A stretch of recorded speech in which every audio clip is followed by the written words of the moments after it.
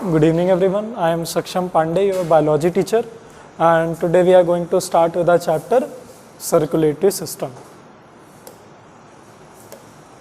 ये अपना lecture number 25 होगा। अब सर्कुलेटरी सिस्टम में बेसिकली क्या हम लोग किसके सर्कुलेशन की बात होगी? ब्लड के, है ना। Blood and more importantly the gases, क्योंकि ये सर्कुलेशन हो किस ले रहा है? ऑक्सीजन सबको मिले, कार्बन डाइऑक्साइड सब जो छोड़ रहे हैं वो ले लें। अब उसमें मेन रोल कौन प्ले करता है? हाँ, ब्लड एंड हार्ट, और जो उनको कैरी करती हैं। जैसे ऐसे समझ लिए घर पे पूरा आपका वाटर सिस्टम है, टैप वगैरह चलती हैं, ठीक है। तो टैप ऐसे मान लीजिए जो टैप यूज़ कर रहा है वो सेल्स हैं, जो ऑक्सीजन जो जिनको पानी मिल रहा है, पूरी पाइप वगैरह वेसल्स हैं, और मेन टंकी क्या है? हार्ट है। वहाँ नीचे से वाईफाई ऑन कर दीजिए। कल पीडीएफ नहीं शेयर कर पाए क्योंकि वाईफाई नहीं ऑन था। आपका भी काम हो जाएगा। अरे कर लीजिए यार।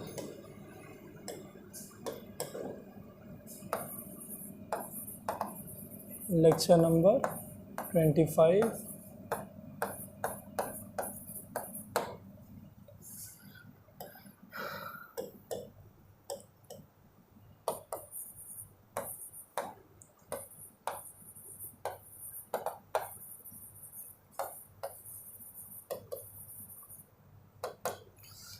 ठीक है।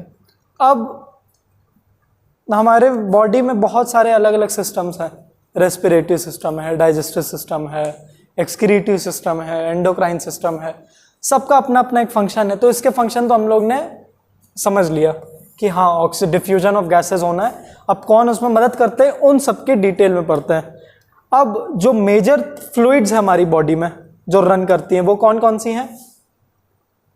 Fluids in our body, fluids in our body, ठीक है। पहला हो गया ब्लड, दूसरा वो तो तीसरा आ जाएगा। नहीं, एक होता है टिश्यू फ्लूइड। नहीं, प्लाज्मा ब्लड के कॉम्पोजिशन में आता है, वो हम लोग पढ़ेंगे आगे। और तीसरा होता है लिम्फ। अब पहले समझ लेते हैं तीनों है क्या। ब्लड आप जानते हैं, है ना, ब्लड के बारे में आप जानते हैं थोड़ा बहुत। टिश्यू फ्लूइड के बारे में अभी तक नहीं जानते हैं। तो टिश्यू फ्लूइड एक्चुअली क्या होता है? ये स्पेसेस ऑक्यूपाई करता है सेल्स और टिश्यूज के बीच में, है ना। और ये जब हमारा ब्लड छोटी छोटी कैपिलरीज के थ्रू पास ऑन करता है तब इनका मतलब ये ऊज आउट कर जाती हैं। और सिमिलर केस होता है लिम्फ के साथ भी। बस इसका कोई अपना सिस्टम नहीं है इनको सर्कुलेट करने के लिए, लेकिन अपना इसका एक सिस्टम होता है, लिम्फेटिक सिस्टम, ठीक है। Lymphatic system. अब इस चैप्टर में ज्यादा बात तो की नहीं गई लिम्फ की, लेकिन हम लोग पहले समझ लेते हैं, इसको इग्नोर नहीं करते हैं। लिम्फ क्या होता है? जैसे मान लीजिए आपकी इधर से आ रही है आर्टरी, ठीक है, या फिर और बड़ी आर्टरी बनाते हैं, ये आई आपकी आर्टरी। या फिर ज़्यादा अच्छा समझेंगे अगर एक लंग्स, मान लीजिए लंग के अंदर घुसी जाते हो। लंग के अंदर क्या होता है? ऑक्सीजनेशन होता है, ब्लड के अंदर डाला जाता है ऑक्सीजन। तो वेन्स लेके आई डीऑक्सीजनेटेड ब्लड, है ना। इतना तो समझ में आ ही रहा है। डीऑक्सीजनेटेड ब्लड का मतलब, हाँ ठीक है। तो डीऑक्सीजनेटेड ब्लड में क्या होगा? हाँ, तो क्या होगी? कार्बन डाइऑक्साइड होगी, ठीक है। अब ऑक्सीजनेशन का प्रोसेस क्या होता है? ये वेन्स क्या होंगी? पहले वेंट्रियोल्स में टूटेंगी, छोटी छोटी वेंट्रियोल्स में टूट जाएंगी ये। और फिर उसके बाद क्या होगा? ये छोटी छोटी वेंट्रियोल्स कैपिलरीज में टूट जाएंगी, है ना। पतली पतली कैपिलरीज में टूट जाएंगी, बहुत पतली होती हैं कैपिलरीज। अब यहां पे जाके इन कैपिलरीज में फिर ऑक्सीजनेशन होगा, कार्बन डाइऑक्साइड खींचा जाएगा, ऑक्सीजन डाला जाएगा। इतना किया, ऑक्सीजन इनमें डाला गया, O2 और CO2 निकली। और फिर इसके बाद ये कैपिलरीज जोड़ के क्या बनेंगे? किसको पता है? आर्टेरियोल, आर्टेरियोल बनेंगी। अरे मतलब यहाँ पे ये कैपिलरीज ही है, उसका नेक्स्ट प्रोसेस ये बीच वाली कैपिलरीज है, अभी लिख भी देते हैं। फिर उसके बाद ये कैपिलरीज जुड़ के आर्टेरियोल्स बनेंगी, और फिर ये आर्टेरियोल्स मिलके क्या बना देंगी, आर्टरी। तो देखिए अब इसको समझ लेते हैं। इतने तक थी वेन, डीऑक्सीनेटेड लेके आई, टूटी वेंट्रियोल्स में, ये आगे पढ़ेंगे डिटेल में, अभी सिर्फ लिम्फ समझाने के लिए कर रहा हूं। फिर ऑक्सीजनेशन हुआ, ये इतनी चीजें क्या है, कैपिलरीज, नहीं इतनी नहीं, इतनी चीजें, ये है हमारी कैपिलरीज।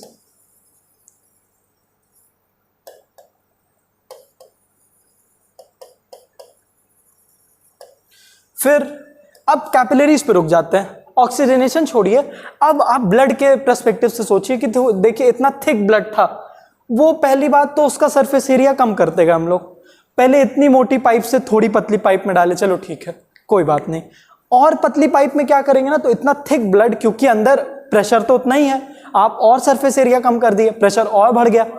उस प्रोसेस में क्या होता है, जो ब्लड के थिन पार्ट हैं, जैसे ब्लड कॉन्स्टिट्यूट क्या करता है, प्लाज्मा लिक्विड पार्ट है, और उसके सेल कंपोनेंट्स, हाँ ये सेल कॉन्स्टिट्यूएंट्स हैं जो इनके अंदर सेल प्रेजेंट है, हाँ ये ब्लड सेल्स हो गई हैं उनकी, तो आरबीसीज तो नहीं निकल पाती हैं, तो मोटी हैं, लेकिन जो पतला पार्ट है प्लाज्मा, ये ऊज आउट कर जाता है और साथ में अपने न्यूट्रिशन लेके घूमता है, मतलब आरबीसी का भी थोड़ा बहुत न्यूट्रिशन वैल्यू, डब्ल्यूबीसी का भी डिफेंस मैकेनिज्म लेके चलता है। तो लिम्फ बड़ा इंपॉर्टेंट चीज है, ये कोई वेस्ट प्रोडक्ट नहीं है, बड़ी इंपॉर्टेंट चीज है। तो यहां से निकल जाता है क्या, लिम्फ निकल जाता है, और इसको पकड़ लेता है हमारे लिम्फेटिक सिस्टम।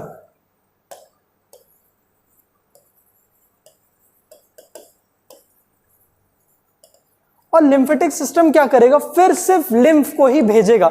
पर इसकी जरूरत क्या पड़ रही है, कोई दिमाग लगाएगा? इसकी जरूरत यह है कि जिस पार्ट पे ब्लड नहीं पहुंच सकता है, बहुत छोटी छोटी सेल्स हो गई है ना, जहां पे ब्लड नहीं पहुंच पा रहा है, क्योंकि ब्लड थिक है, आपने ब्लड देखा होगा बड़ा थिक होता है, तो ब्लड जहां पे नहीं पहुंच पा रहा है, एकदम माइक्रोस्कोपिक जगह पे, सेल्स तक नहीं पहुंच पा रहा है, वहां पे लिम्फ चला जाता है, क्योंकि लिम्फ तो पतला है, लिक्विड को तो कहीं पे भी डाल दो, और लिम्फ के पास वो सारी प्रॉपर्टीज हैं, आरबीसी की भी थोड़ी बहुत प्रॉपर्टी है। हाँ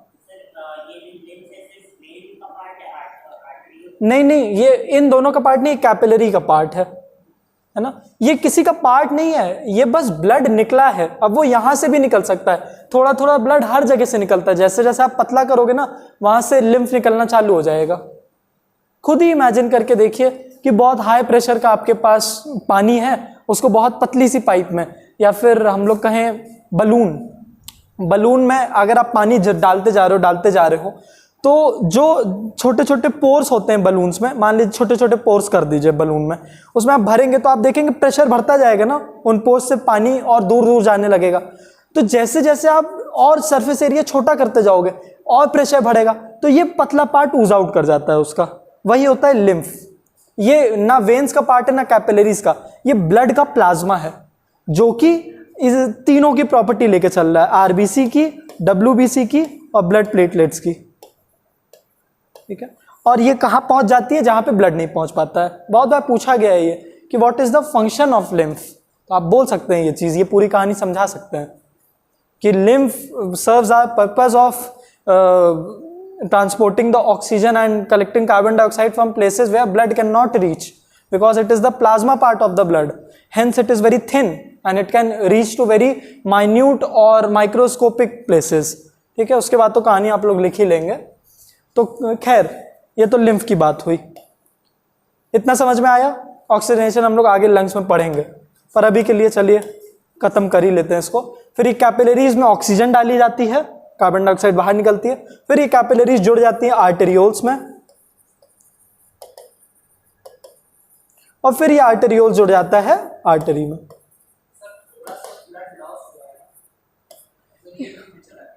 ब्लड लॉस नहीं, प्लाज्मा लॉस करेंगे आप। ये एक्चुअली लॉस नहीं है बॉडी का एक, मगर सर जो उस हाँ लॉस तो हुआ है, हाँ लॉस तो हुआ है, लेकिन ये कोई बेकार बात नहीं है आपकी बॉडी के लिए, बहुत अच्छी बात है। प्लाज्मा तो शायद ठीक होता है, वाटरी फ्लूइड होता है बहुत, हाँ बहुत पतला या फिर क्या करता है जैसे सर लिक्विड बता लेंगे मुझे उनको। लीफ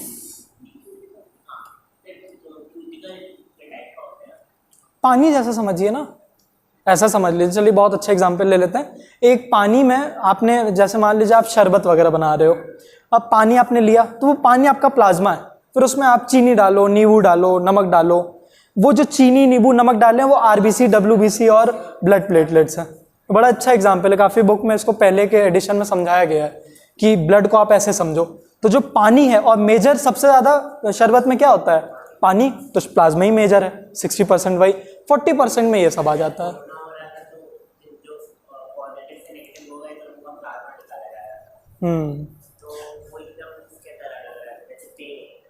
हाँ येलोइश होता है, वो येलोइश होता है।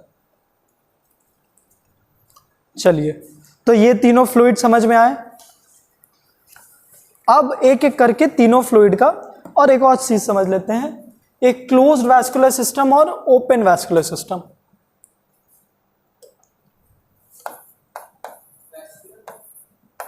वैस्कुलर मतलब होता है पाइप्स, जैसे बोलते नहीं कि तुम्हारी वैस्कुलरिटी बहुत है, मतलब तुम्हारी नर्व्स बहुत दिख रही है, वेन्स बहुत दिख रही हैं। ये वर्ड कभी सुना है टर्म वैस्कुलरिटी? वैस्कुलर मतलब यही होता है, जैसे वैस्कुलर का सिंपल सा आप मतलब समझ सकते हैं कि पाइप्स, बहुत सारी जिनमें पाइप्स हो, कि जैसे आपके घर पे जो ये पानी का फ्लो है, ये एक क्लोज्ड वैस्कुलर सिस्टम है क्योंकि पाइप से हर जगह आ रहा है। लेकिन मान लीजिए मुझे अगर ग्राउंड में पानी पहुंचाना है तो वो ओपन वैस्कुलर सिस्टम है, पानी बस छोड़ दिया गया है वहां पे।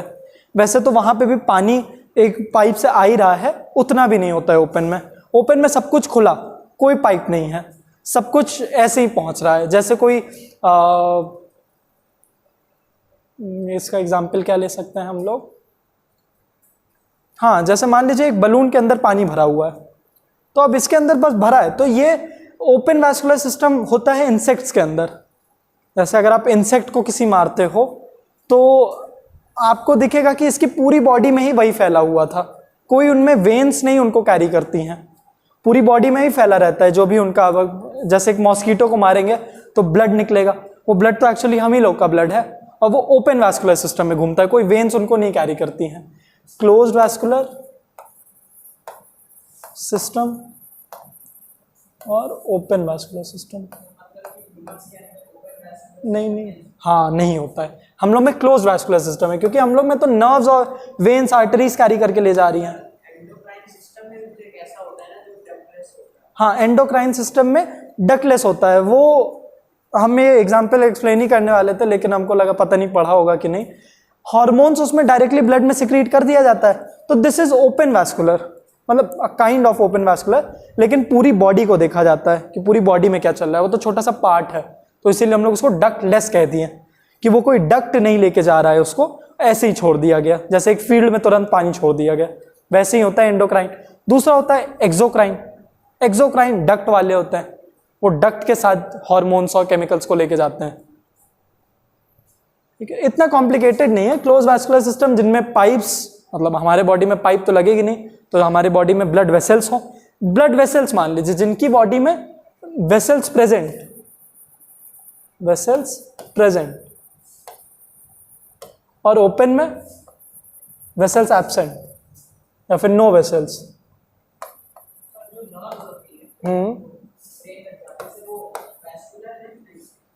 जो नर्व्स हैं ब्रेन तक जा रही हैं, मतलब न्यूरॉन्स की बात कर रहे हैं। ये ऐसे नहीं है, मतलब सिर्फ सर्कुलेटरी सिस्टम में, जैसे जिस चीज का सर्कुलेशन होना है उसको कौन कैरी कर रहा है। अगर पाइप्स कैरी कर रही हैं तो वो क्लोज्ड वैस्कुलर है, अगर पाइप्स नहीं, अब ये तो आपका नर्वस सिस्टम में आ गया, तो नर्वस सिस्टम वो नहीं है। क्या बेटा? हाँ बैठिए, क्लास ही तो चल रही। ठीक है, नो वेसल्स। सिर्फ सर्कुलेटरी सिस्टम तक रहता है ये, आप नर्वस सिस्टम में चलेगा। कोई बात नहीं, इतनी बात हुई, ठीक है, ये एक टॉपिक हुआ। और कुछ होते हैं नॉन सर्कुलेटिंग फ्लूइड्स भी। नॉन सर्कुलेटिंग फ्लूइड्स मतलब जैसे ब्लड्स बोल रहे हैं, ब्लड्स नहीं, ब्लड, लिम्फ, हमारी टिश्यू फ्लूइड, ये सर्कुलेट कर रही है पूरी बॉडी में। हाँ, साइनोवियल फ्लूइड्स हमारे जॉइंट्स में, सिर्फ नीज में बहुत ज़्यादा प्रोड्यूस होता है, लेकिन हर जॉइंट में थोड़ा बहुत साइनोवियल फ्लूइड रिलीज होता है। वो किस लिए होता है? It acts as a lubricant for the bones. अगर लुब्रिकेंट ही नहीं होगा तो बोन आपस में टकराएंगी। मान लीजिए आपने जंप किया, आपकी बोन को एक शॉक लगा, तो अब अगर लुब्रिकेंट नहीं है तो आपकी बोन क्रैश होंगी। अब ये क्या करता है? स्लिपरी मटेरियल बनाता है कि चलो ऐसे हो जाए, ऐसे हो जाए, ठीक है। और उसके बाद और एग्जाम्पल जो सर्कुलेट नहीं करती हैं क्या हो सकता है? जो आईज में प्रेजेंट होती हैं, आईज में क्या होता है उसका नाम? हाँ, विट्रस ह्यूमर, आईज में प्रेजेंट होती हैं। ये सर्कुलेट नहीं करते, सिर्फ आईज ही में रहती हैं, ठीक है। तो ये कुछ नॉन सर्कुलेटिंग फ्लूइड्स हैं, लेकिन एक एग्जांपल याद कर लीजिए, साइनोवियल फ्लूइड, हाँ, ह्यूमर, हाँ, और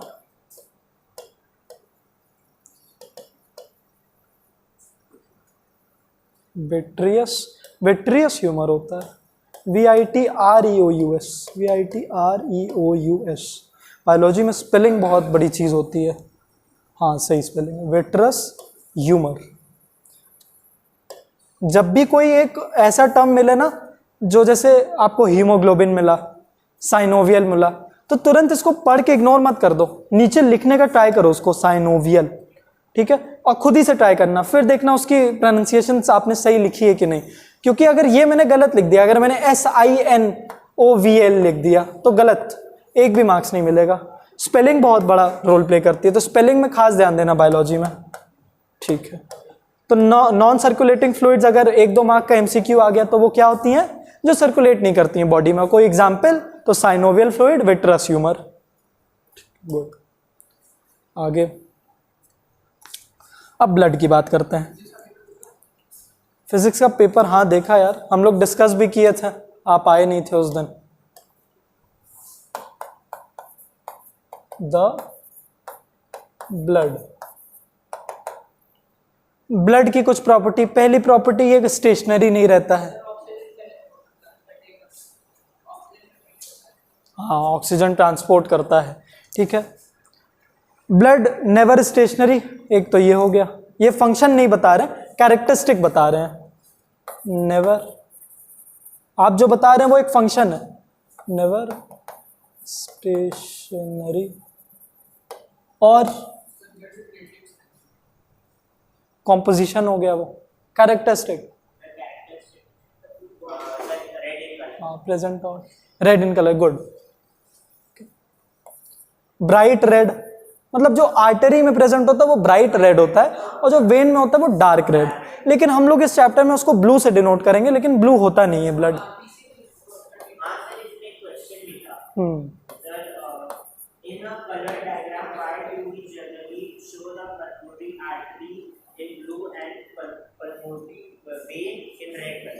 असल में ये हम लोग समझेंगे अब, जब जैसे, हाँ, जब भी किसी ब्लड वेसल के नाम के आगे पल्मोनरी जुड़ जाए तो उसका फंक्शन रिवर्स हो जाता है। जैसे आर्टरी हम लोग को पता है वो ऑक्सीजनेटेड ब्लड कैरी करेगी, लेकिन जैसे हम लोग ने पल्मोनरी आर्टरी, तो वो अब डीऑक्सीजनेटेड कैरी करने लगेगी, तो इसीलिए उसको ब्लू से डिनोट कर देंगे।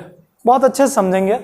आज तो हार्ट नहीं करेंगे, आज पहले ब्लड जितने भी फ्लूइड्स हैं वो समझेंगे, अगले टर्न में हम लोग हार्ट करेंगे। ब्राइट रेड, सॉल्टी टेस्ट होता है इसका, सॉल्टी नहीं होता है, चलिए आपका मीठा होगा। फिर कैसा टेस्ट होता है? कैसा टेस्ट होता है बता दीजिए, खट्टा? फिर तो बताइए फिर, जैसा आपने किसका पिया है, किसका पिया है खून? आप भी तो क्या ही बोल रहे हैं, सॉल्टी नहीं होता तो क्या होता? नहीं, अगर एक्सपीरियंस शेयर करना कर लीजिए। कैसे लेट हो गया आने में? कैसे लेट हो गया आने में? सो रहा था इसीलिए ऐसी बातें कर रहे हैं। ठीक है, अब वॉल्यूम हमारे अडल्ट्स में अराउंड 5 to 6 लीटर ये प्रेजेंट होता है। 5 to 6 लीटर समझ रहे हैं ना? मतलब हम लोग में अराउंड, मतलब आप लोग में शायद अवरेज में तो 3 लीटर, हर्ष में 4, कुशाग्र में 4, इनके में भी 3। ठीक है, और नॉर्मल, हाँ इतना कम नहीं, बहुत होता है यार। अभी ब्लड के कॉम्पोजिशन समझेंगे कि एक छोटे से क्यूबिक मिलीमीटर में कितना, मतलब मिलियंस ऑफ आरबीसीज प्रेजेंट हैं, तो आप लोग खुद ही समझ जाएंगे। ठीक है, टेस्ट हो गया, कलर हो गया।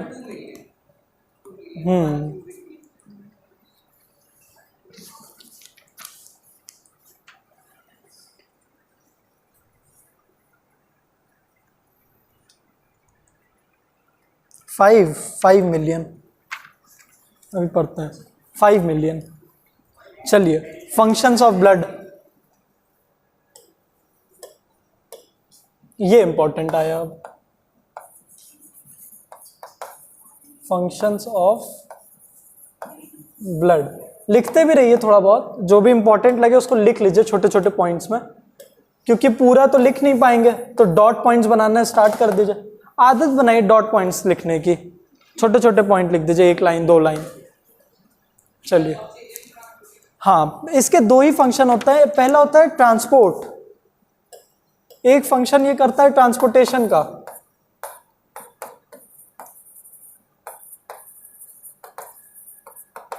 और दूसरा फंक्शन ये करता है प्रोटेक्शन का। अब पहले हम लोग ट्रांसपोर्ट वाला फंक्शन समझते हैं। तो ये ट्रांसपोर्ट किसका करेगा? बहुत सारी चीजों का करता है। जैसे हम लोग के ग्लूकोज का भी ये ट्रांसपोर्ट करता है, एक्सक्रीटरी वेस्ट का भी ये, मतलब वेस्ट प्रोडक्ट्स का भी ट्रांसपोर्ट करता है, गैसेस का करता है, वाटर का करता है। हाँ, उनका जब अपने साथी लेके चल रहा तो करेगा ही। तो लिख लीजिए पहला, ट्रांसपोर्ट ऑफ, डॉट पॉइंट बनाइए, ट्रांसपोर्ट ऑफ डाइजेस्टिव फूड्स।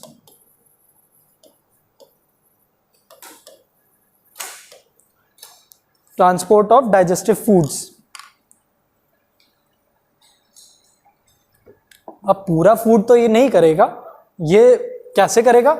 जो फूड हमारा डाइजेस्ट हो चुका है, जो फूड हमारा डाइजेस्ट हो चुका है उसमें से जो ग्लूकोज हम लोग को मिला है ना, और जो स्पेशल शुगर्स मिले, उसका ट्रांसपोर्ट लेके चलेगा, उनके न्यूट्रिएंट्स का लेके चलेगा। फिर उसके बाद major point, transport of oxygen,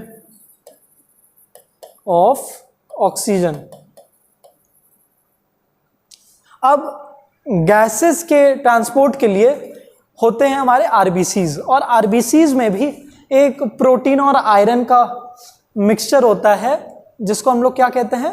haemoglobin. Haemoglobin मदद करता है इसको ट्रांसपोर्ट करने में, तो हेमोग्लोबिन को Hb से डिनोट करते हैं। तो हेमोग्लोबिन क्या करता है? O2 ले लेता है और HbO2 बना लेता है। ठीक है, ये लेके जाता रहेगा हर जगह।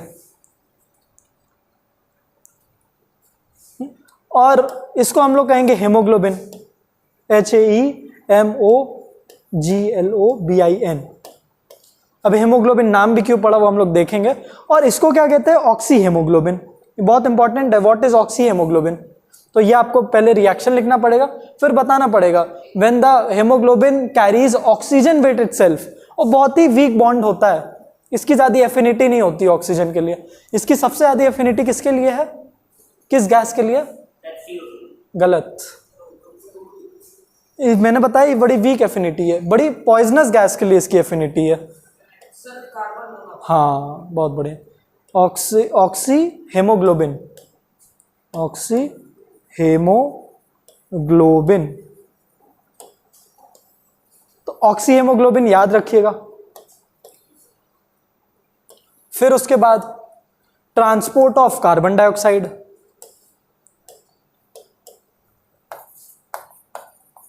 ट्रांसपोर्ट ऑफ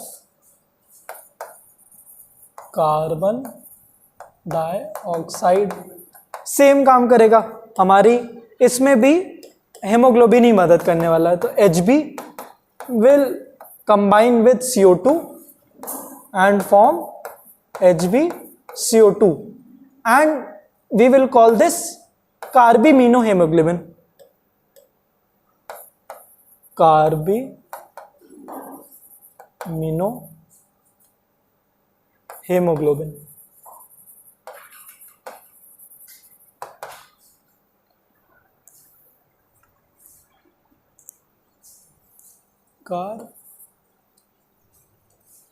ठीक है, ये भी याद कर लीजिएगा, ये टर्म याद कर लीजिएगा।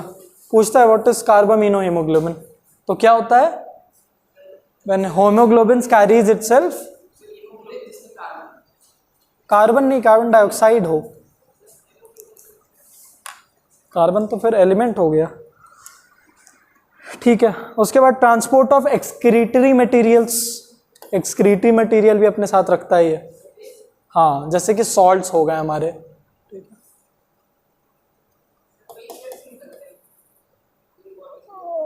हाँ वो तो फिर अलग हो गया, वो तो हमारा स्वेट कैरी कर रहा है, पर ये भी अपने जो सॉल्टी टेस्ट आ रहा है वो इसी वजह से आ रहा है क्योंकि अपने साथ ये वेस्ट मटेरियल भी लेके चल रहा है।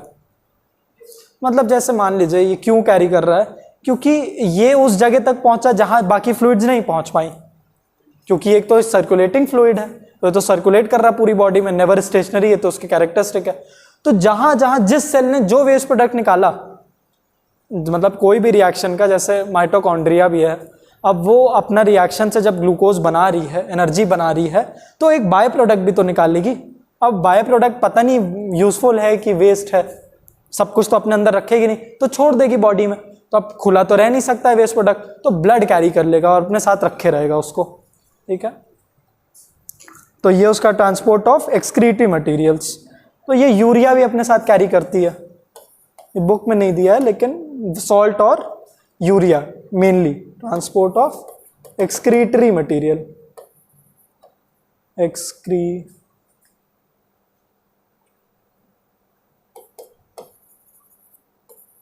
मटेरियल। एग्जाम्पल में लिख सकते हैं लाइक सॉल्ट्स एंड यूरिया। ठीक है, उसके बाद ये डिस्ट्रीब्यूशन ऑफ हार्मोन्स भी करती है, जिसका आपने अभी नाम लिया था, कौन से ग्लैंड्स? सलाइवरी नहीं, एंडोक्राइन ग्लैंड्स। तो एंडोक्राइन ग्लैंड्स में क्या होता है, ये हम लोग का एक चैप्टर भी आगे पढ़ेंगे कि जैसे बहुत सारे हार्मोन्स होते हैं, हमारे थायरॉक्सिन हो गया, हमारा FSH हो गया, जाओ। तो ये सब क्या होता है, बस ब्लड में रिलीज कर दिया, जैसे ग्लैंड हुआ, इसने क्या किया, बस ब्लड में रिलीज कर दिया। अब ये ब्लड पूरी बॉडी में सर्कुलेट कर देगा इसको, तो इसका भी ट्रांसपोर्ट किया इसने। तो लिख लीजिए अगला, डिस्ट्रीब्यूशन ऑफ हार्मोन्स। हार्मोन हर जगह के लिए तो होगा नहीं। नहीं, तो असल में होता क्या है कि जैसे मान लीजिए हमारे ब्रेन में कोई हार्मोन रिलीज किया पिट्यूटरी ग्लैंड ने, तो जितना ब्लड ऊपर है ब्रेन में, अब ऐसा तो है नहीं कि वो ऊपर का ब्लड तुरंत नीचे आ जाएगा, नीचे का तुरंत ऊपर, और हार्मोन्स का असर बहुत ही कम टाइम के लिए होता है। जैसे फॉर एग्जांपल डोपामीन का एक एग्जांपल लेते हैं, डोपामीन भी एक हार्मोन है ना, feel good hormone. Dopamine release होता है जैसे आपने कुछ अच्छा खाया, कुछ अच्छा सुन लिया, कुछ अच्छा देख लिया, तो अब वो जो आपको फील गुड होता है मुश्किल से 1-2 मिनट के लिए होता है ना। अब कुछ बहुत बड़ी चीज हुई तब वो एक अलग, तब वो सेरोटोनिन रिलीज करता है, उसका इंपैक्ट देर तक। पर डोपामीन का एग्जांपल लेते हैं तो मैक्सिमम 1 मिनट तक होता है। तो 1 मिनट में ऐसा नहीं होगा कि ये ब्लड पूरा ऊपर नीचे ऊपर नीचे, 1 मिनट तक ब्लड यहीं पे रहेगा, है ना। ये इतना भी नहीं होता है कि पूरा ही ब्लड ऊपर से नीचे ऐसे घूम रहा है। ये मतलब है कि पूरे दिन में ऐसा हो सकता है कि ये ब्लड 1 घंटे बाद यहां मिल जाए, ये ब्लड 1 घंटे बाद वहां मिल जाए, लेकिन 5-5 मिनट तक तो जहां पे है वो वहीं पे रहेगा, अनलेस एंड अनटिल आप पूरे अपने बॉडी का ही पोस्चर बदल लो। ब्लड सर्कुलेट कैसे करेगा? आप जब मूवमेंट दिखाओगे, है ना, तभी वही अब जब मूवमेंट सिमिलर है, जैसे मैं ऐसे खड़ा हुआ तो यहाँ पे एक ही चीज है, ग्रेविटी।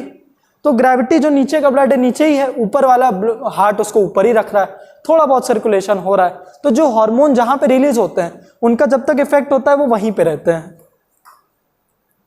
और हार्मोन बहुत ही लेस अमाउंट में भी होते हैं। सर रिलीज कौन करता है? ग्लैंड्स रिलीज करते हैं इनको, है ना। इनको जैसे फॉर एग्जांपल, अच्छा एग्जांपल, तो लेकिन ये जो हार्मोन जा रहा है तो पूरी बॉडी में चला जाएगा। जैसे आप एक इंजेक्शन को मानिए, है ना, एक इंजेक्शन लिया, इंजेक्शन को ग्लैंड मानिए, और इंजेक्शन में सिर्फ एक ड्रॉप कुछ भी डाल लीजिए, एक ड्रॉप डाला यहाँ पे, उसको अंदर इंजेक्ट किया। अब आपको क्या लग रहा है, वो एक ड्रॉप सिर्फ यहीं पे तो रह जाएगा, एक ड्रॉप थोड़ी ना पूरी बॉडी में तुरंत चला जाएगा। अब वो एक ड्रॉप जितनी देर में यहां से यहां पहुंचेगा उतनी देर में इसका इफेक्ट खत्म। हार्मोन्स बेसिकली केमिकल कोऑर्डिनेशन बैठाते हैं, ये पता होगा। तो केमिकल रिएक्शंस वैसे ही बड़े फास्ट होते हैं, है ना। तो ये तुरंत रिलीज हुआ, यहाँ पे ग्लैंड ने रिलीज किया, यहीं पे रह गया और यहीं पे अपना फंक्शन करके वो हट गया। जैसे ही फंक्शन सॉल्व हुआ, केमिकल रिएक्शंस हो गए, वो हार्मोन हट गया। अच्छा, आप समझ नहीं पा रहे, हार्मोन्स हमेशा के लिए नहीं रहते हैं, वो अपना फंक्शन करते हैं और दे डिसइंटीग्रेट। बॉडी वही रिलीज करता है जहां पे उसको रिलीज होना चाहिए। जैसे थायरॉक्सिन हमारे थ्रोट में ही रिलीज होगा, थ्रोट में थोड़े से अमाउंट में रिलीज हुआ, उसने अपना काम किया, खत्म, हार्मोन खत्म। ठीक, और लास्ट लिख लीजिए डिस्ट्रीब्यूशन ऑफ हीट। ये ब्लड डिस्ट्रीब्यूशन ऑफ हीट भी करता है।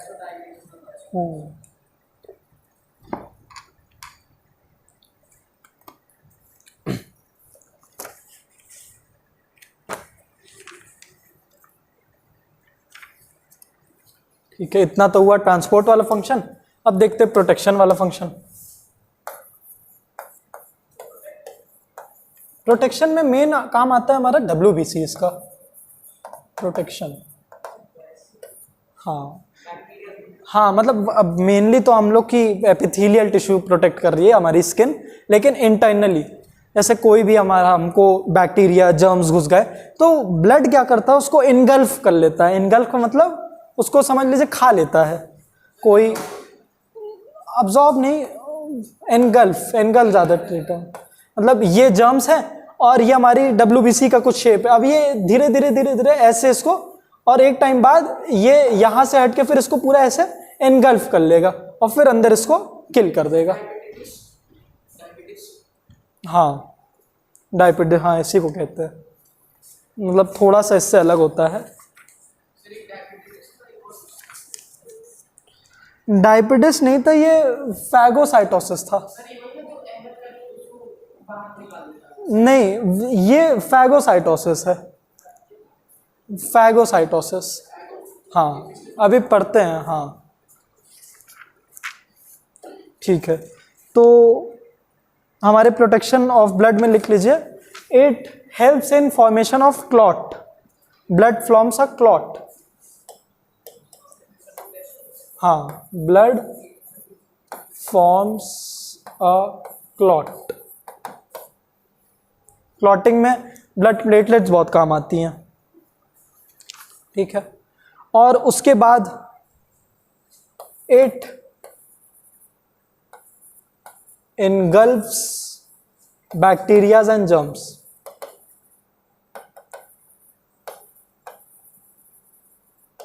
ये engulf कर लेता है, इसमें WBC काम आती है। ये ब्लड प्लेटलेट्स यहाँ पे काम आती हैं, ये बुक में दिया नहीं है, प्लेटलेट्स, और यहाँ पे WBCs काम आती हैं। और इसके पहले जो ट्रांसपोर्ट हो रहा था वहां पे कौन काम आ रही थी? RBCs काम आ रही थी, और प्लाज्मा भी काम आ रहा था। ठीक है, ये हो गया। और ये एंटीटॉक्सिन और हमारा एंटीडोट्स भी निकालता है। जैसे किसी अगर वायरस ने अपना काम कर दिया तो उसके लिए एंटीडोट भी यही ब्लड ही अपना, हाँ, वाइट ब्लड सेल्स। यहाँ पे भी जो रिलीज ऑफ वो एंटीटॉक्सिन्स और हमारा एंटीडोट्स है वो भी WBC का ही फंक्शन है।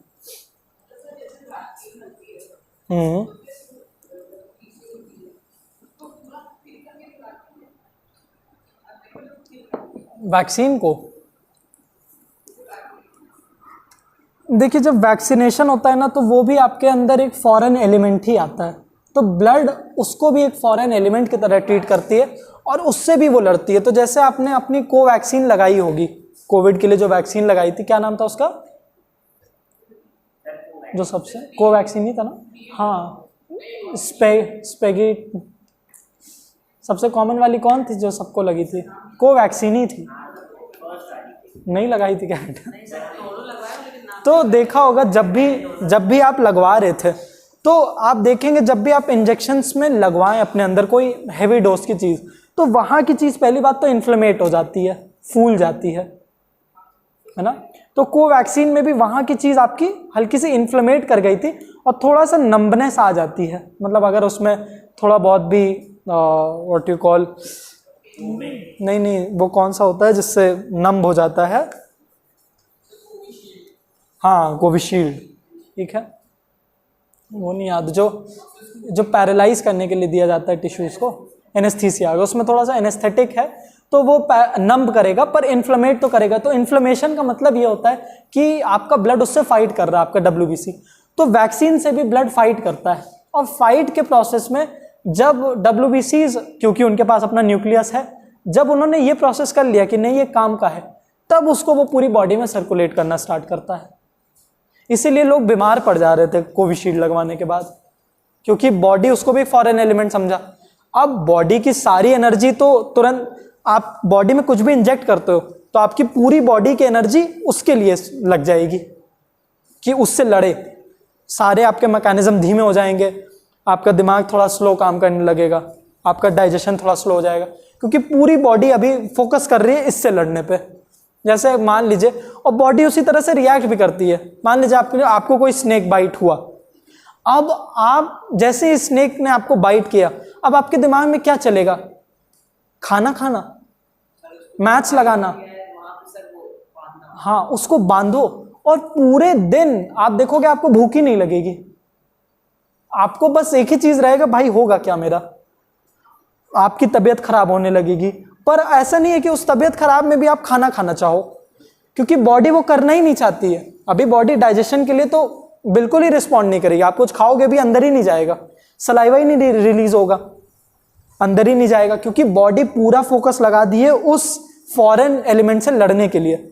ठीक है, तो वही वैक्सीन या फिर कुछ भी, वैक्सीन तो बॉडी को तो नहीं समझ में आता कि ये अच्छी चीज है कि बेकार, बस फॉरेन एलिमेंट मानती है तो लड़ती है उससे, और लड़ना, हाँ डेड जर्म्स से, और डेड जर्म्स भी रिलीज किए जाते हैं और लिविंग जर्म्स भी रिलीज किए जाते हैं, जो बहुत ही, जिनके अंदर कम एनर्जी है, हाँ बहुत कम पावर होती है। ठीक है, अब समझते हैं कॉम्पोजिशन ऑफ ब्लड। ट्रांसपोर्ट और प्रोटेक्शन समझ में आया? ठीक है,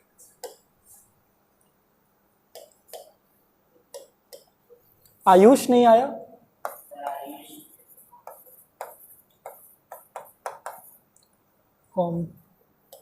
कॉम्पोजिशन,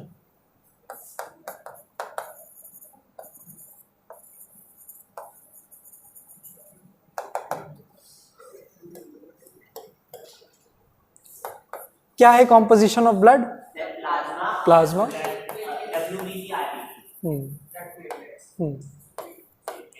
प्लाज्मा कितना %?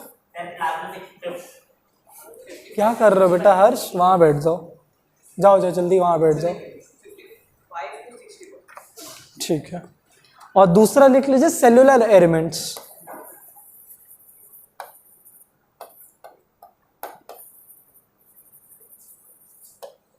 ठीक है, सेल्यूलर एलिमेंट्स में कौन आ जाएंगे?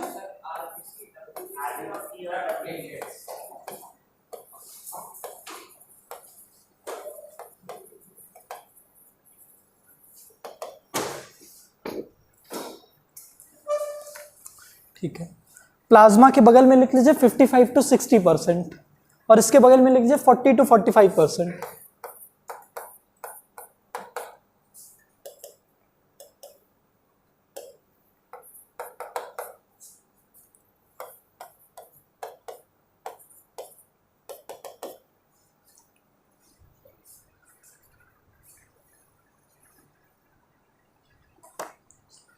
अब प्लाज्मा में तो मेन, अब प्लाज्मा के भी अगर कॉम्पोजिशन पे जाए तो मेन तो इसमें 70% वाटर ही होता है, फिर उसके बाद थोड़े बहुत प्रोटीन्स होते हैं, न्यूट्रिएंट्स होते हैं, ठीक है। मेन इसमें वाटर ही होता है अराउंड 70%, ठीक है, इसीलिए इसको वाटरी फ्लूइड कहा जाता है।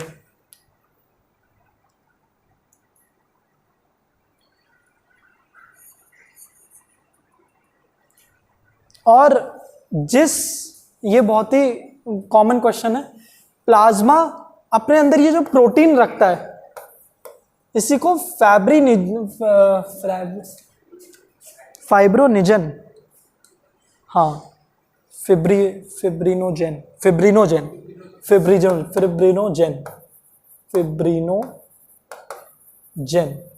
ये एक प्रोटीन रखता है जो कि क्लॉटिंग के काम आता है। मतलब इसका भी थोड़ा बहुत कंट्रीब्यूशन रहता है फिब्रिनोजेन का। ये एक्चुअली एक मैश बनाता है। मैश क्या होता है? जाल मान लीजिए, जैसे कोई भी अगर वो कट हुआ तो उस पर ऐसे ऐसे मैश बनाएगा ये, उसके ऊपर फिब्रिनोजेन। और जिस प्लाज्मा में से फिब्रिनोजेन निकल जाए, नो फिब्रिनोजेन, हाँ, एक तो पहली बात वो मैश नहीं बनाएगा, क्लॉटिंग में मदद नहीं करेगा, और ऐसे प्लाज्मा को कह देते हैं हम लोग सीरम। ये बहुत बार पूछा गया व्हाट इज सीरम।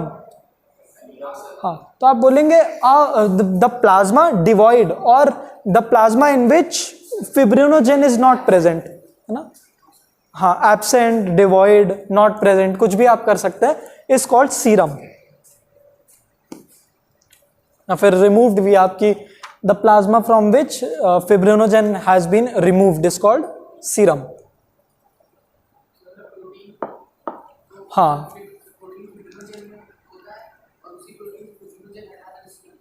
हाँ, और जब फिब्रिनोजेन होता है तो हम लोग उसको प्लाज्मा ही कहते हैं, कुछ और नहीं कहते हैं, ठीक है। हाँ, सर्कुलेटरी सिस्टम पढ़ना बेटा। फिर इस पे आ जाते हैं।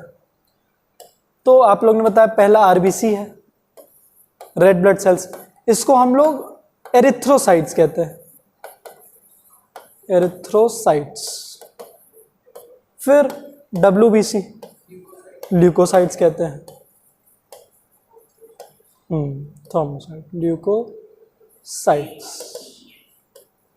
और ब्लड प्लेटलेट, शॉर्ट में लिख दे रहे हैं थ्रोम्बोसाइट्स।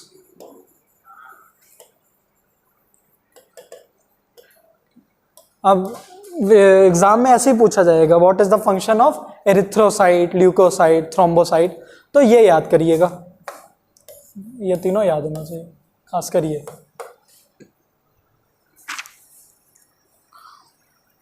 ठीक है, अब मेनली आरबीसी की बात करता है, एरिथ्रोसाइट की।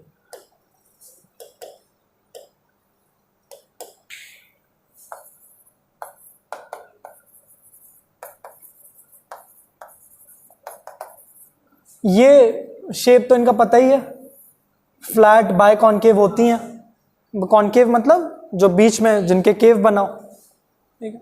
और इसी केव के बीच में ये, हाँ, गैसेस को रखती है अपने,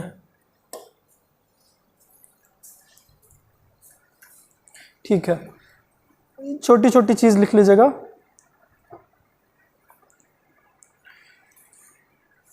एक चीज जो इंपॉर्टेंट है वो ये है, पूछी भी जाती है कि what is the amount of erythrocyte present in 1 cubic millimetre of blood. 1 cubic millimetre of blood में कितना आरबीसी प्रेजेंट है। 1 क्यूबिक मिलीमीटर बहुत ही छोटा है, जैसे ये डॉट भी नहीं, ये डॉट से भी, इस डॉट का आधा कर लीजिए, उतना होगा 1 क्यूबिक मिलीमीटर, ठीक है। हाँ, इसमें सोचिए इसके अंदर 5 मिलियन प्रेजेंट है। मिलियन कितना होता है? 1 मिलियन, 5 मिलियन मतलब 50 लाख। हाँ, 50 lakh. 1 million is equal to 1 lakh, 10 lakhs, ठीक है। तो 50 लैक्स एरिथ्रोसाइट प्रेजेंट है सिर्फ इतने, मतलब इस डॉट का भी हाफ मान लीजिए उसमें। इसी वजह से आपका 5 to 6 लीटर में काम चल जाता है। जो आपका पहले क्वेश्चन था ना कि इतना सा ब्लड ही क्यों, क्योंकि उतने में ही बहुत ज्यादा हमारे एरिथ्रोसाइट्स हैं। और मेल्स में 5 मिलियन होता है, फीमेल्स में अराउंड 4.5 मिलियन होता है, 45 लाख। ठीक है, उसके बाद आ जाते हैं ये इंपॉर्टेंट हेमोग्लोबिन, HA।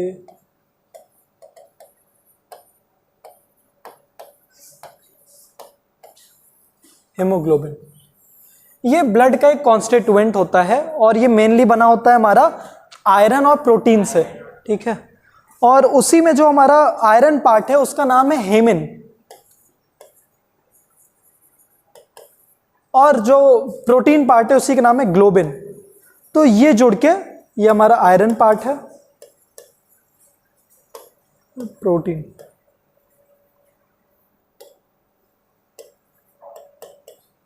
तो यही जोड़ के हमारा हेमोग्लोबिन बन जाता है। इसका बहुत बड़ा रोल होता है आरबीसीज में। ठीक है,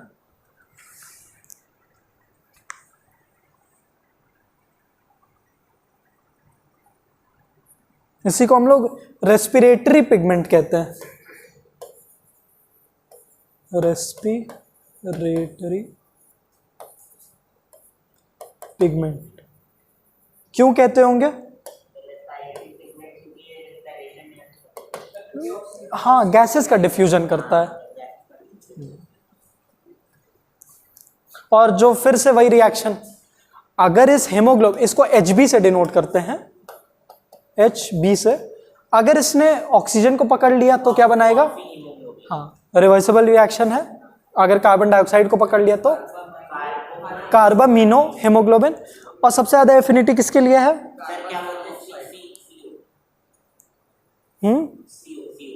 CO के लिए, कार्बन मोनोऑक्साइड के लिए। इसी को कहते हैं कार्बन मोनोऑक्साइड पॉइजनिंग। ये अब ये कार्बन मोनोऑक्साइड रिलीज कैसे होता है? हाँ, इसका मेन होता है जब इनकम्प्लीट कंबशन हो। जैसे आपके गाड़ियों के इंजन में अगर एक इनकम्प्लीट कंबशन हुआ तो CO2 रिलीज होगी। केमिकल्स में CO2 इनकम्प्लीट, जहाँ पे मतलब प्रॉपर ऑक्सीजन नहीं मिली तो इनकम्प्लीट कंबशन ही हो रहा है। अब इसको ये पकड़ लेता है और छोड़ता नहीं है फिर हेमोग्लोबिन, और पूरी बॉडी में आपके सर्कुलेट करेगा।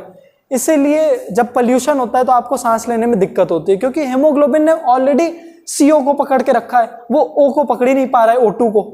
तो आपके बॉडी में O2 सप्लाई नहीं हो पा रही है। अब एटमॉस्फेयर में जब आप पोल्यूशन में, O2 तो प्रेजेंट ही है, तो क्यों आपको सांस लेने में दिक्कत हो रही है?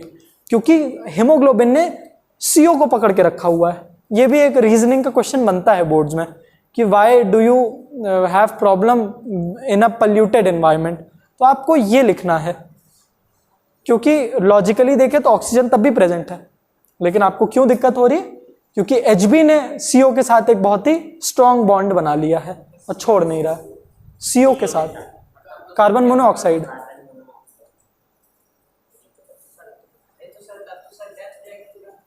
अरे तो ऐसा थोड़ी ना है कि हर हेमोग्लोबिन में, मतलब पूरी बॉडी नहीं CO के साथ।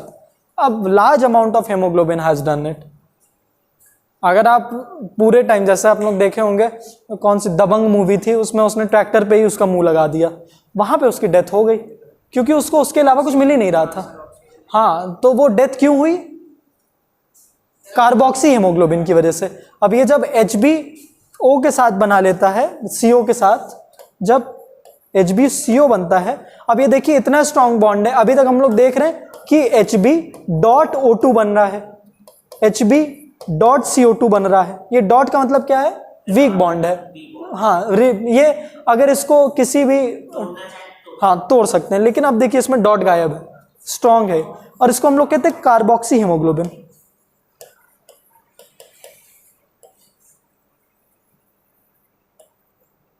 Carboxy haemoglobin. बहुत बार कंफ्यूजन होती है और ये आप लोग टेस्ट में भी करने वाले हो। हम पूछेंगे कार्बोक्सी हेमोग्लोबिन क्या है, आप बोलेंगे कि जब हेमोग्लोबिन पकड़ के रखा है कार्बन डाइऑक्साइड को, जब हेमोग्लोबिन पकड़ के रखा है ऑक्सीजन को, लेकिन किसको पकड़ के रखा है? पूरा पूरा। इस सैटरडे टेस्ट नहीं होगा, अगले सैटरडे से हर सैटरडे टेस्ट होता रहेगा। तो जब कार्बोक्सी हेमोग्लोबिन क्या होगा बताइए? हाँ, जब हेमोग्लोबिन किसको पकड़ा रखा है? Carbon monoxide. पॉइजनस है अविरल? पॉइजनस है ये?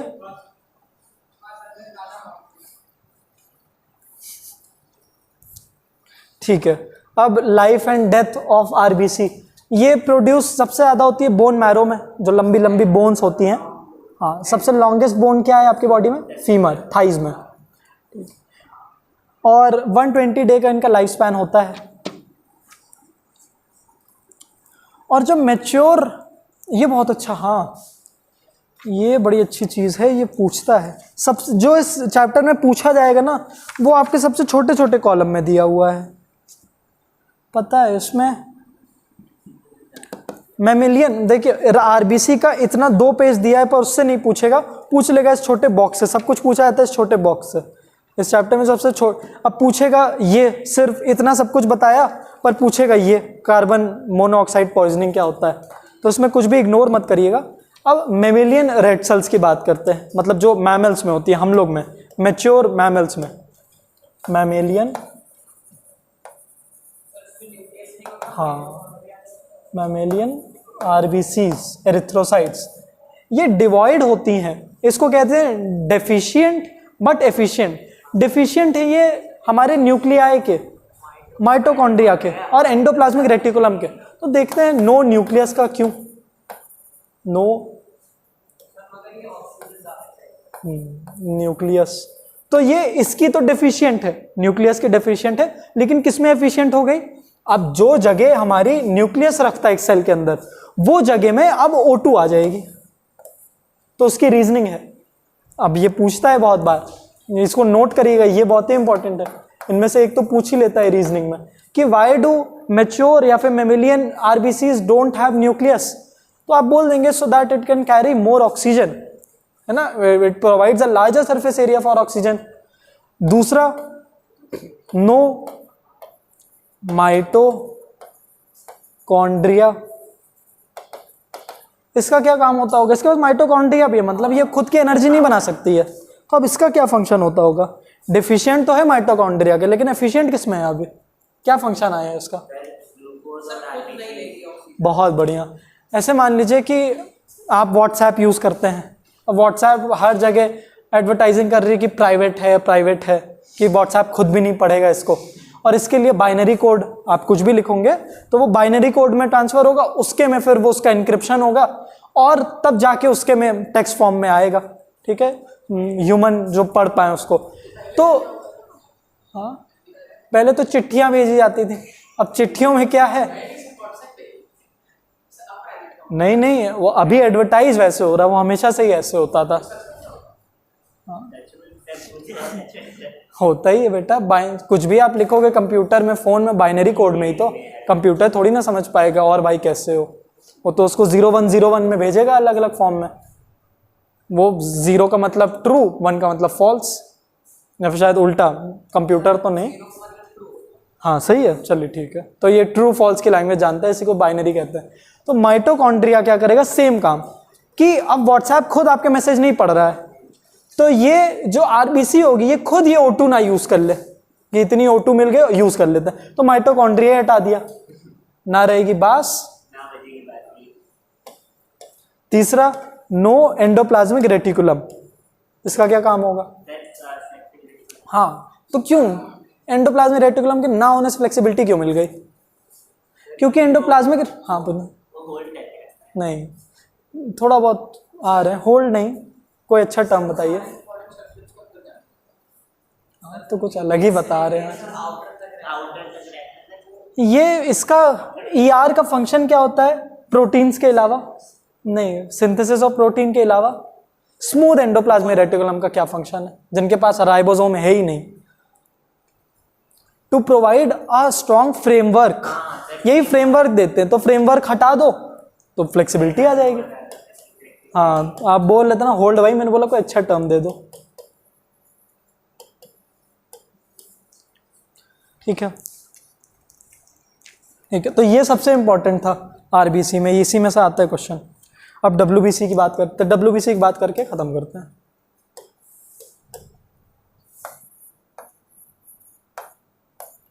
क्या इसका बायोलॉजिकल नेम है? अब्रेल बायोलॉजिकल, हाँ एल से कुछ है, एल एल, ध्यान दे दो बेटा।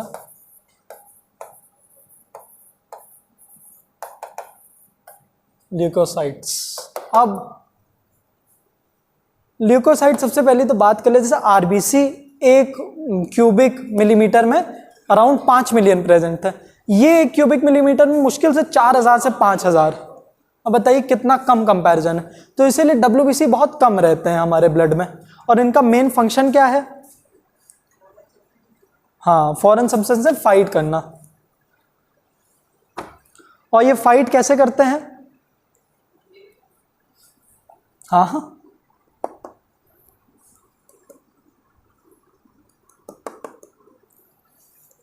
3 चीजों की तरह से फाइट कर सकते हैं। डिफेंस मैकेनिज्म इनको होते हैं 3 चीजों से। डिफेंस पहला कर देते हैं फैगोसाइटोसिस। ये होता है कि जैसे जर्म्स आए, इस डब्ल्यूबीसी ने इनको एनगल्फ कर लिया और खा लिया, ठीक है, एनगल्फ करके इसको डिस्ट्रॉय कर दिया। दूसरा होता है जो आप तब से टर्म ले रहे थे,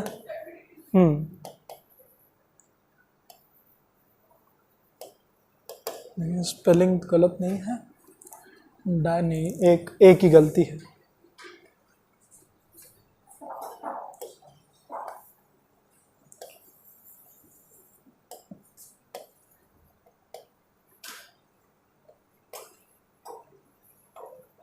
ये क्या होता है, इसमें क्या होगा कि जैसे आरबीसी डब्ल्यूबीसी ने किसी इसको पकड़ लिया बैक्टीरिया को, तो ये क्या करेगा, जैसे ब्लड में मान लीजिए जर्म्स आ गए, वायरसेस आ गए, वो उसको क्या करेगा, ब्लड से ऊज आउट करने में मदद करेगा कि निकलो तुम। और इस प्रोसेस में इन जर्म्स की पावर थोड़ी वीक हो जाती है, इसलिए डैमेज नहीं कर पाते हैं आपकी बॉडी को, ठीक है। तो ये उल्टा है, फैगोसाइटोसिस में उसको भरेगा अपने अंदर और इसमें निकालेगा। और तीसरा होता है इन्फ्लेमेशन। इन्फ्लेमेशन में क्या करेगा कि ये बॉडी हीट बढ़ा देगा, स्वेलिंग करा देगा। तो बॉडी हीट बढ़ाने से, हीट जब भी आप बढ़ाओगे जर्म्स मर जाएंगे, है ना। तो तीसरा क्या होता है, इन्फ्लेमेशन। 3 प्रोसेस से ये डिफेंस करता है।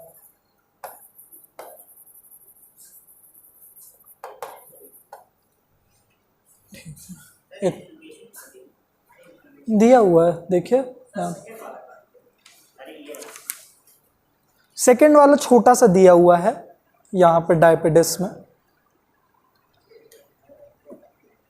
अब लास्ट जो कॉलम दिया हुआ है कि डब्ल्यूबीसी कितने टाइप के होते हैं, तो डब्ल्यूबीसी मेनली 2 टाइप के होते हैं, एक ग्रैन्युलर और एक नॉट ग्रैन्युलर। ग्रैन्युलर में क्या होगा कि इनमें जैसे सेल्स जो होंगी उनमें छोटे छोटे ग्रैन्यूल्स होंगे। जैसे मैंने अगर ये डब्ल्यूबीसी बनाई तो इनमें ऐसे न्यूक्लियस होगा और बाइलोब्ड भी होता है, और इसमें ऐसे छोटे छोटे ग्रैन्यूल्स होंगे।